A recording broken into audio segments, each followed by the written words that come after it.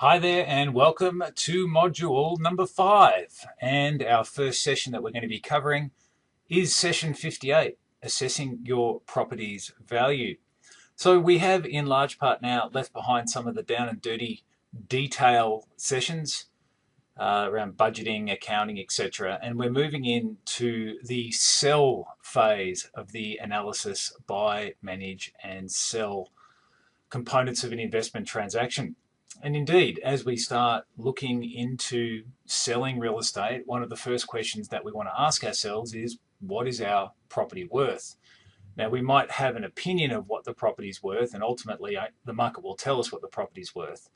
But between our opinion and what the market gives us, we may want to engage another person to estimate the value who does not have the same bias that we have.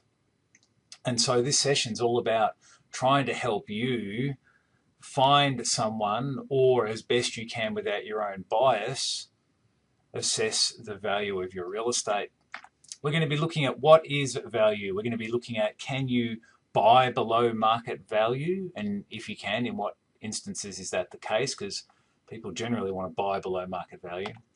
We're going to look at a few ideas to help you polish up the appraised value of your property. And indeed, you don't have to leave things to fate or chance. There is some positioning and some posturing that you can do to ideally help your appraisal along. Not in every case, but it certainly can't hurt. And then, as always, we'll take a look at our wrap up, some summary thoughts, and I'll leave you with some homework. Part 1, Introduction. Looking back on webinar 57, the key message was, if you have a plan for getting into debt, make sure you have plans for managing that debt obligation and getting out of debt too. I'm reminded at this point in time about some property that came up for sale in Tokoroa in New Zealand years ago when Dave and I were buying. Dave and I had already bought a large portfolio ourselves in what seemed to be an area where only angels were happy to tread. But ignoring that, what happened soon after we bought is we were approached by the real estate agent who we bought from, Jenny Lamberton, saying there's another another opportunity for you to buy more real estate in Tokoroa from someone who has bought a lot of real estate, never rented it out, and never bothered to make debt repayments either. I know that sounds incredible, but it's true. Some people just buy real estate. Jenny described this particular person as a property collector. So I say, if you want to collect something, collect stamps or coins or bottle tops. Real estate's a poor investment to collect. If you've got a plan for getting into debt because you want to use other people's money to fund your real estate ambitions, that's great. Just make sure you've got plans for managing that debt, because remember, debt is a good servant but a terrible master. And make sure you've got plans for getting out of debt too, because ultimately where we want to be is owning real estate debt-free for income streams. Key reflections from webinar 57. How active a manager are you of your debt obligations? Is this something that you set and forget, or are you on it like white on rice? Managing your debt obligations is not a passive activity. It's something you want to be watching very closely. Why? Because if you get it wrong, then it's the sort of thing that could really bite you badly. Which leads me to, what's your plan in the event of an emergency? All going well, this will never happen. But if you lose your job, if you are disabled in the untimely event of your death, what happens? What happens to that debt? Wouldn't it be smart to consider getting life insurance so that if you were disabled, or in the event that you suddenly passed away, at least that debt would be paid off? And so your loved ones and the beneficiaries of your will aren't left with trying to figure out what to do. Surely you owe it to yourself and you owe it to them to at least consider seriously that obligation. Key application from webinar 57 was to price up an alternative loan interest rate to what you're paying at the moment to ensure you're not being overcharged. Remembering that banks make millions of dollars on the basis that people get a loan and set and forget, rather than manage the loan and continually price it up to make sure they're getting the best deal. Moving on to this webinar, we're going to take a look at answering these questions. What is value? How is value appraised? And how can I help the appraised value along? Sort of what I said during the session outline, really. Well, that's enough of an introduction. Let's move on and tackle part 2 and try and gain an understanding of what is value. Well, here's the technical definition. Value is the estimated amount for which a property should exchange between a willing buyer and a willing seller in an arm's length transaction after proper marketing, wherein the parties had each acted knowledgeably, prudently, and without compulsion.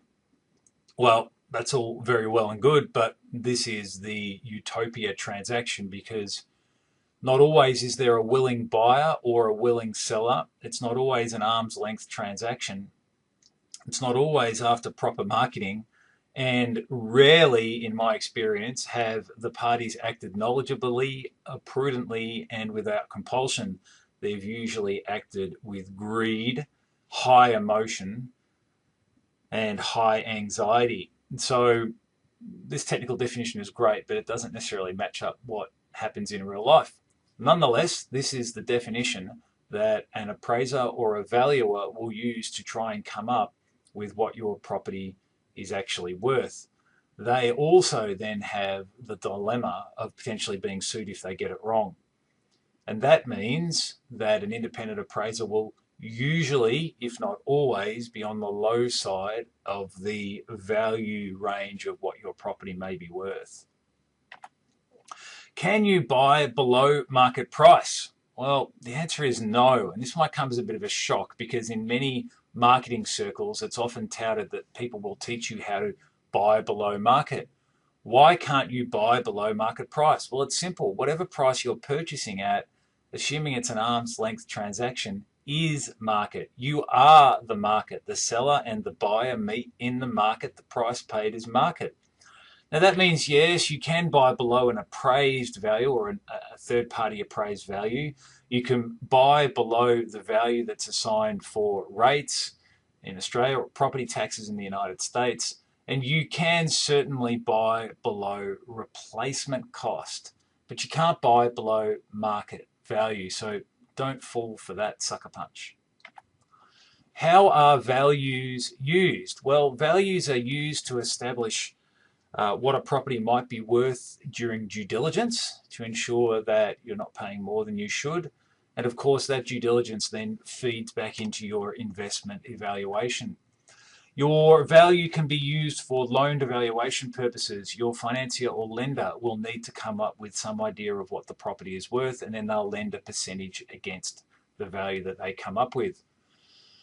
We sometimes deal with problems when it comes to values assigned for an LVR, principally because the LVR comes in lower, or the loan appraisal, the valuation comes in lower than the purchase price paid for the property. And therefore, the purchaser has to come up with some extra money. This usually happens when properties are bought off the plan. Let's look at a quick example. Let's say you buy a property off the plan for $300,000. No worries, you're borrowing 80%. So you're expecting to borrow $240,000. For whatever reason, the property only gets appraised for $200,000. Maybe there's some discounting going on by the developer, whatever, market's gone down. So the bank says, we'll lend you 80%, but we'll only lend you 80% on 200, so that's 160. Wow, now all of a sudden you as the purchaser have to come up with extra cash down to fund the difference, or you won't be able to close or settle on the transaction. So the value used by the lender is very, very important, and it may be that the value used by the lender is less than the purchase price. If it's more than the purchase price, well, everyone high-fives each other and skips down the road. But if it's less than the purchase price, there can be some nasty consequences. Forewarned is forearmed. Values can also be used for income tax rates or property tax purposes. For income tax, if someone dies and the property swaps from the estate to a new owner, there needs to be a value assigned on it. So that value is needed for income tax purposes. And of course, the property's rateable value for rates is an estimate of its capital value or unimproved value, depending on where you are. Percentage completion when claiming progress payments. This is in case you're building. A quantity surveyor or other professional will come along and say, well, this is X% built now, it's worth this much, you can have this progress payment. And lastly, we have values worked out for probate. So not necessarily for income tax here, but what's a property worth as part of an estate realisation. If people are unlucky enough to get a divorce, then the value on the house will probably come into it, and the like. So there's quite a number of different uses for coming up with what a value. And note that the use may mean that a property's value is worth less under one use than another use for reasons we looked at before. For instance, for due diligence, a property might be worth 300, but the bank, with their purposes in mind and their risk appetite in mind, might value it for less, maybe even more than what the purchase price is. Part 3, how is value appraised? Well, to begin with, most valuers will use comparative or comparable sales. What similar properties have been sold in the immediate vicinity in the recent past is the question that will be asked, and valuers have access to various databases where they can pull sales information about what a property sold for. The theory is your property should be worth, give or take, the same as what another comparable property sold for recently, because that is a valid market transaction. Property values are then assessed up or down depending on whether your property is superior or inferior to the comparable property.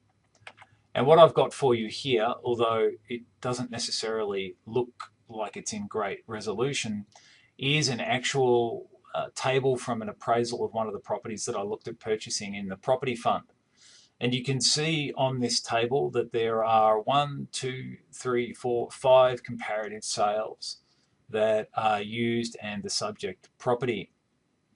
And you can see that the values were between $900,000 and $165,000, which is quite a range. And then they weigh up the various comp sales compared to mine, and then under part E they say whether it's similar, slightly superior, superior, slightly inferior, or inferior, and then give it an overall rating. So this is just an example of exactly what a property appraiser might do. Another method is called the summation method, where they estimate the land value and then add on an estimate of the replacement cost of the improvements that are on the land. This isn't widely used though, but it's good to know in determining what the replacement cost might be. What I would say is, when it comes to replacement cost, this is a value that I watch very, very closely, because one of the things that I've learned in real estate is there is always inherent value when you can buy below replacement cost. Let me explain how that is using the concept of absorption. And we've talked about absorption many times in past webinars, and we must talk about it again because it's an important concept.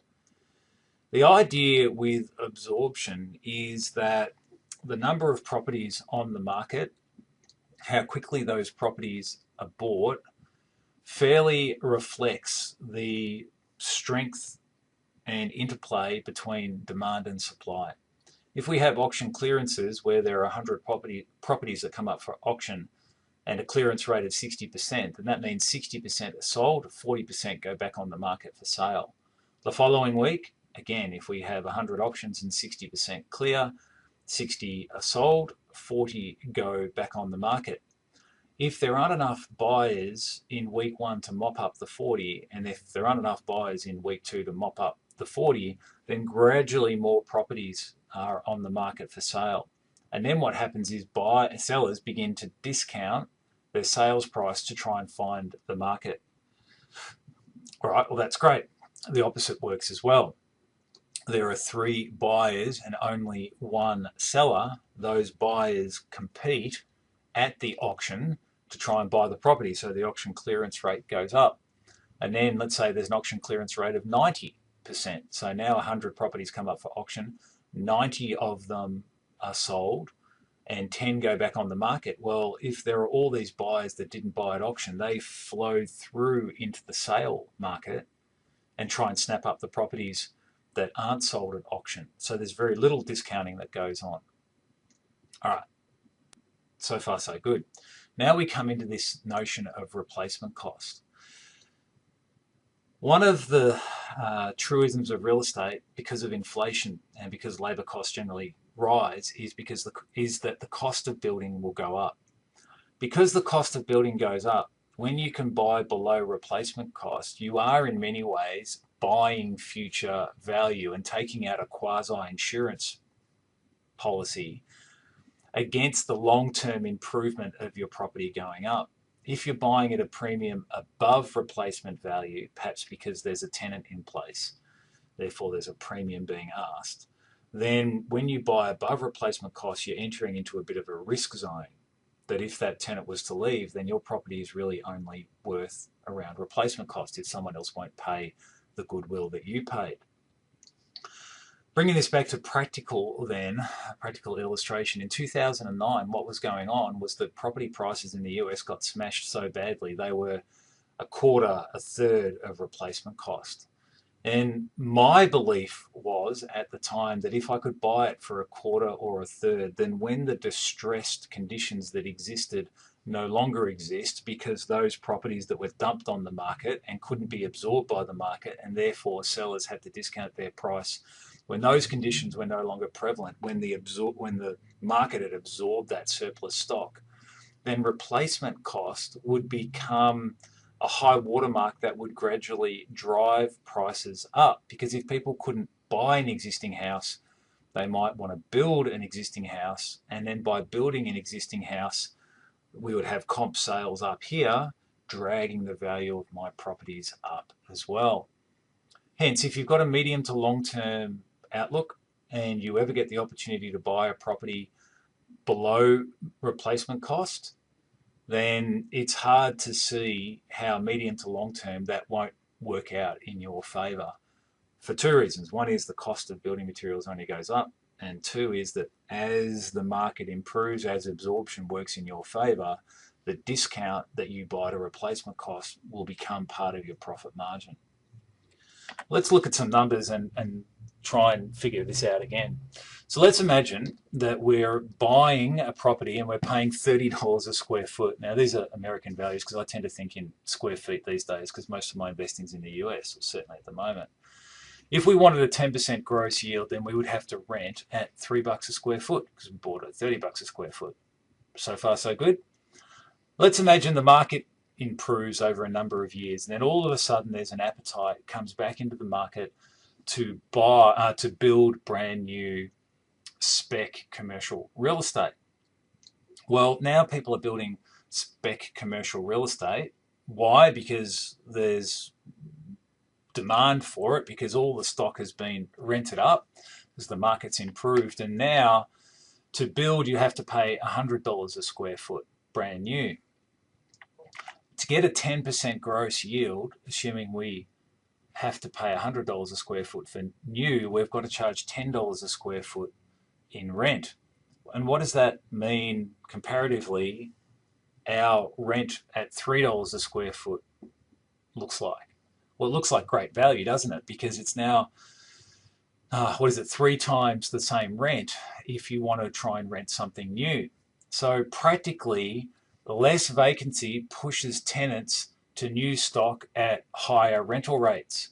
And that then drags up with it the price of existing rents. Why? Well, let's say that a rent written at $3, a lease written at $3 a square foot expires, and you go back and you say, well, the rent's now $5 a square foot. And they say, $5 a square foot, you can shove your $5 a square foot up your... And you're like, well, if you can find somewhere else in the market to rent, then good luck to you. And so the tenant goes out and prices it up. And they can rent up the road brand new for $10 a square foot. That's 3 times what they're paying now and twice what you're asking. Or they look around and they see that everyone else is charging $5 a square foot. And then they come back to you and they say, given the cost of moving and relocating the business and goodwill they might lose from the location, we'll just sign a lease at $5. A practical illustration of how this works out there in the marketplace. Hopefully it's helpful to you. Note that what I'm talking about here, absorption of value, also works in reverse in a soft and a down market. That if you buy premium, you have to start discounting your rent. And because you're discounting your rent and you've bought so high, the losses are greater. Stu Silver, mentor of mine, said, Steve, whenever you buy cheap, you can rent cheap. And whenever you can rent cheap, there's always a market that wants to rent off you. Sounds like good advice, doesn't it? Another way that value is determined is a rate per square foot or per square metre. It's a broad rule of thumb. It's not particularly accurate, but it can be a starting point. The rate chosen is usually an industry rate rather than a per property rate, and it's done on the basis of a comparable sale or a replacement cost. So this is a real rule of thumb. I know, for instance, that in Fort Myers at the time of this recording, the market's paying about $40 to $45 to $50 a square foot, depending on what the property is. I know replacement cost is $80 to $90 a square foot, so you still get buying at a discount to replacement cost. But rents have been slow to bounce up because there's a lag between values going up and rents going up. Why? Because people are on leases and leases have to reset. So now what happens is because the value's gone up and the rent hasn't gone up, the yield gets squeezed or compressed. And if you're a yield investor, as I am, then the market suddenly becomes out of your price range because you can't get the return that you need. So you're sitting there thinking, wow, if only I could find a property at $35 a square foot, and then pow, one comes on the market, and you don't know if it's good value or what it's worth, but you know if the market's paying 40 to 45 to 50 and one comes on at 35, then at 35 it seems like good value just out of the gate. And so you get it under contract and you do your due diligence and you realize that there's a whole lot of deferred maintenance, and $35 after you've cured the deferred maintenance is more like 50, and then you say, well, why would I do that when I can buy it $50 a square foot already fixed rather than $35 a square foot and have the time cost and aggravation of doing the upgrade? Capitalisation rate. This is usually the method of choice for people buying investment property. Value is assigned by attributing a market-derived cap rate to the property's current net operating income. It's useful for commercial. It's not so useful for residential property because residential property is more emotion-driven rather than rent-driven, whereas commercial property is usually rent-driven, and therefore using a cap rate works well. Here's an example for you of a property, and it's actually got the sales comparison, and then it's got the income cap approach, and you can see how that works on the screen in front of you. They work on what that net operating income is. They divide it by a cap rate. They've used 7.75%. It gives an indicative value. They've rounded up. They've taken off an adjustment. And they've said the indicative value is 7.4 million, which is a little lower than the comp sales of 7.65. And it's a little lower again than the per square foot rate that they came up with earlier. So they're saying that their final concluded value is 7.675 for sales comp or 7.425 for direct cap rate. And then they've found another reason to justify it slightly lower at concluded value 7.35. Again, welcome to the world of valuers. And they're saying the insurable value in their eyes should be 6.75. So in this case, the property is being purchased for more than estimated replacement cost, 6.75 million. So why would you buy it then? Well, you would buy it because in this case there are leases in place through to the mid-2020s, and therefore you pay a premium. You have to then manage that premium because if those tenants move out, then, as I said before, replacement cost becomes one of the benchmarks to determine value. Part 4, who appraises value? Well, there are a number of different people. There is the valuer general, who is a public servant, or in the United States of America, there's the property appraiser, who's an elected official. You have bank employees that might do a desk valuation. There will be a department within a bank or a lender that is charged with the responsibility of assigning a value, Or alternatively, they might then just push it out to a third-party appraiser, which is our next type of person that might give you a value or an appraisal. Insurance companies are interested in what a property might be worth, so they will have their own view of value. Real estate agents, they tend to be a bit bullish on values, particularly if they're coming to get you to sign a listing agreement to sell. And then real estate agents try and vendor condition you down as to what the real value might be in order to get you to sell. And of course, you're interested in what a value might be worth. Before we move on to part 5, let's just pause for a second and let's jump on the internet. Here is a website, one of many that you can use to try and gauge what a property might be worth. This one's called onthehouse.com.au. And what we're going to put in here is an address. And the address that we're going to put in is where the office is here in Box Hill. 893A Canterbury Road, Box Hill, 3128. And then, boom, it says, there's the office. In fact, there's my car. Who would have thought?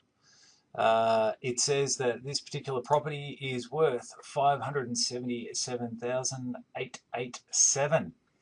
So there you have it. That's what the property might be worth. And another website you might like to go to is domain.com.au/property profile. We'll type in the same thing, 893A Canterbury Road, Box Hill. Looks like it's got 1 and 2 units there, but we'll just search. There we go. And it says that it's worth somewhere between $450 on the low side and $585 on the high side. This also gives you a rent per week and what a rent yield is. It gives you a high level of confidence that that's correct. High availability of comparable data. So interesting, isn't it? So what I'd recommend you do is pop in your property values into any of these kind of websites. Of course, if you want, you can actually buy data from companies like RP Data or CoreLogic. And what they can do is say home buyers, sellers, and property investors. Just click through their website. And what they'll do is be able to help you. 893A Canterbury Road, Box Hill. Oh, property unavailable on that one, which is interesting, isn't it? Maybe because it's Unit 1 and Unit 2. But there we go, we'll try this. Unit 1, 893A Canterbury Road. Oh, street number 893, sorry. Canterbury Road. Oh, one match is found. That's a bit better, isn't it? No, has no data on it. So maybe be careful about this website. But what I want to show you here, and sometimes it doesn't always work, is the various websites you can use to ascertain value. Many of them are free. If you want to pay for something, usually what they'll do is include some comparable sales for you so you can see what else has been sold recently in the area. Hope this has been of some help. Part 5, friends, what are some tips to help the valuation along? The more things you leave to chance, the more chance things will go wrong. This is a constant mantra that I like to remind you about. And so when it comes to getting an appraisal done, you can be passive, you can just sit and wait and hope you get a good outcome, or you can posture and position yourself to try and help the price along. I don't think you're doing anything dodgy here. You're certainly not trying to inappropriately influence. What you're trying to do is just make sure the valuer knows the finer details of your property. So tips from the wise about how to help polish up an appraisal. First of all, prepare a property brief. Talk up the unique features of your property. Remember, an appraiser has 4 or 5 of these things to do. They may not necessarily do the depth of research that you want them to do to bring up the best value, so make it easy. If you take away all the reasons why you might get a low appraisal, lo and behold, the appraisal might come in high. Talk up the unique features, as I've said. Outline recent improvements that have been made that may not be obvious, particularly structural improvements, rewiring, plumbing, re-roofing, etc., extensions. Include supporting cost information. If you've got it, even stick in copies of invoices behind it. 2, prepare a location brief. Talk up the area features that are appealing. You would hope that the valuer knows the area, but they may not know it like a local. You will or you should, so use your area expertise knowledge to your advantage. Outline recent amenity improvements that have happened to schools, transport, roads, things that may not be obvious. I had out the front of our house previously, I don't know why, but the council put in those bars that as you drive over them, slow things down, try and get you to slow down. I can't imagine why they did it. But anyway, I campaigned to get them off the road because it deteriorated from my enjoyment of the property, and lying awake at night hearing cars going as they run over these jutta bar things. Anyway, that would be something that I would include in the report, that the property is now worth more because these jutta bars have been taken off the road and it's improved the amenity. This is something that a valuer wouldn't necessarily know, but it might explain why values go up in a place. Highlight proposed improvements that are in the works and haven't happened yet, but if they come off, then they will dramatically affect the value of the area. It may not help with the current valuation, but again, it's sort of trying to give more colour to what would otherwise be a black and white report. Number 3, do your own comp sales. Why? Because you're assuming the valuer has access to the most recent sales, and they may not. They might wait for various reports, official reports, and they could take a few weeks or a few months, particularly in a fast-moving market. You would want to be giving them that information. Provide a property comparison explaining where and why your property is superior. Provide price trends. Again, you're careful making assumptions here that they're going to have this information. You want to make sure that you spell it out in clear colour why your property is better. Find a friend. Ask the lender for who their panel lenders are and call them up and have a chat with them. Usually they'll take your call. Ask them, how many properties have you appraised in the area? What experience do you have about the area? What do you think of the area? What do you think of the property market? Much better dealing with someone who's bullish on the property market than someone who's thinking of corrections around the corner. Ask them to meet you on the property. They may or may not do it. And again, if you do meet them on the property, don't presume to tell them, give them a guided tour. Just say, look, thanks for meeting me on site. Would you like me to walk around with you? They may say yes, they may say no. If they say no, say great, just give me a holler if there's anything you need. And then on the way out, say, look, for your benefit, I've just prepared a summary of some features about the property that may not be obvious at first glance.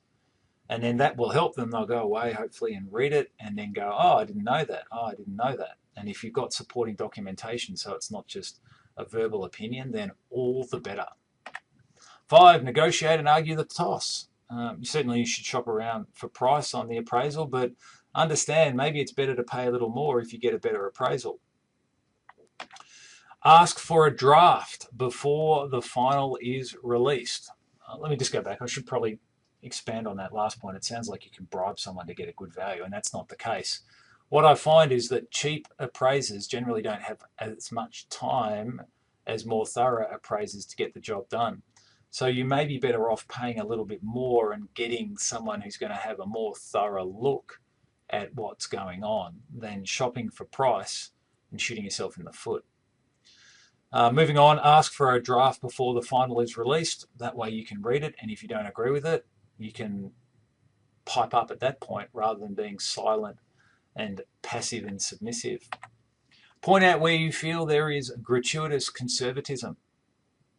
I mean, it's in everyone's interest for the valuer to be in the near vicinity of what your property might be worth, but they are a very cautious lot. So if you find any gratuitous conservatism, then you're paying for this usually. You're entitled to have a say in what's happening. Part 6, wrap up and homework. It's kind of hard to think that we've got here already. It's been a great webinar. I've enjoyed sharing some thoughts with you. Some summary thoughts now. Value is in the eye of the beholder. You might think it's worth one thing. Your insurance person might think it's worth another. Your bank's going to think it's worth another. And then the seller is going to think it's worth something as well. How can everyone be wrong? How can everyone be right?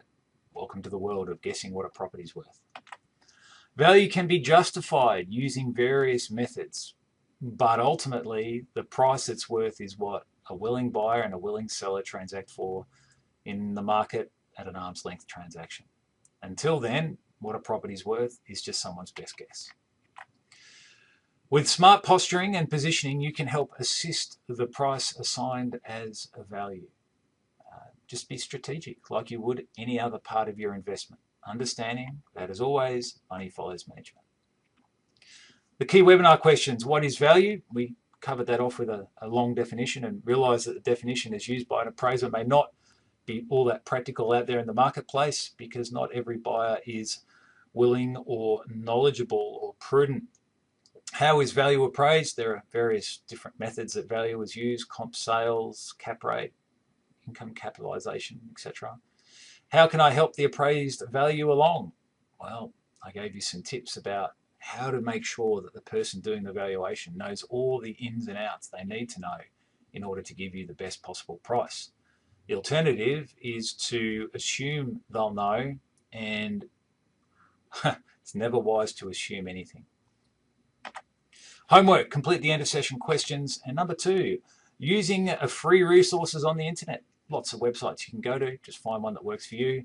Seek an appraisal of value for each property that you own.